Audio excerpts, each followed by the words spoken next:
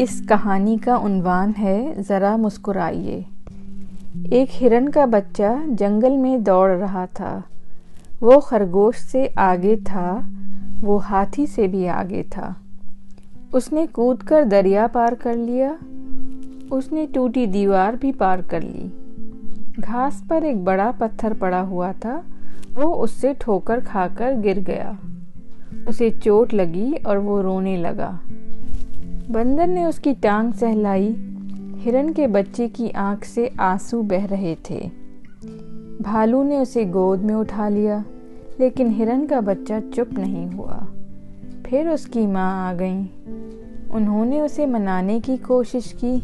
उन्होंने कहा, चलो हम लोग उस बड़े पत्थर को मारेंगे। बच्चे ने कहा, अरे नहीं, वरना वो भी रोने लगेगा।